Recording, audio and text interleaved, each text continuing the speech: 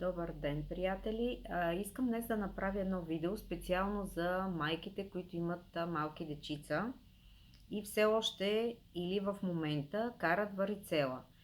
В момента е такъв период, че така доста дечица минават през това заболяване, но това е добре да се мине по ранна детска възраст, за да може след това вече да са спокойни, тъй като когато са на по-така голяма възраст, може да има и повече усложнения. В нашата градина сега имаше период и сина ми също беше с варицела. Това, което е хубаво да знаем, е да не че известно време, няколко дена, докато пъпките завехнат, е добре да не се мокрят с вода, нали, да се избягва мокренето с вода. Освен това да не се разчесват. Това, което аз използвах, за да може да се така минимализира сърбежа, беше продуктите от аптечката. SOS аптечката.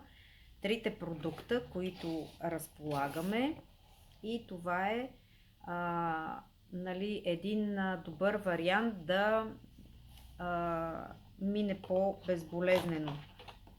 Напръсквайки с спрея с алоe вера, прополис и билки, сърбежа намалява силно. Освен това, алоето и прополиса имат антибактериални свойства, което пък помага по-бързото заздравяване и да не се инфектират пъпките.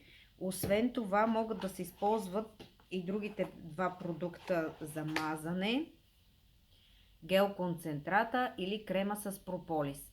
Значи първите 2 дена използвахме спрея и концентрата, а след това вече, когато пъпките започнаха да завехват, за да не се лющат коричките и да бъде кожата по-мека, използвахме крема с прополис. Той е много богат крем и хидратира кожата, така че това беше продукт, който помогна по така бързо. И също, което е хубаво, че алоето помага да не останат белези, когато имаме някакви ранички.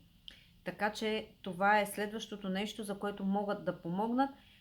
Няма да останат белези след пъпките, когато завехнат.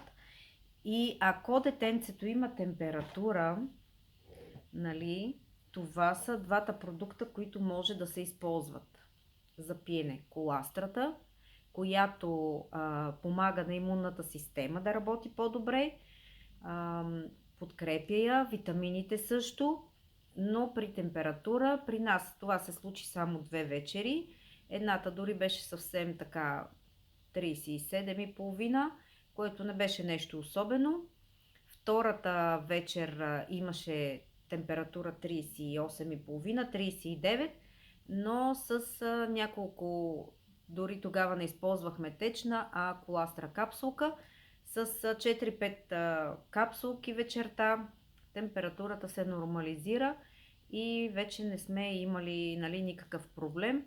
При някои дечица минава по-леко, при други имат повече температура, може да се появят нали, кашляне, може да има и секрети от носа, но това са така неща, които отминават.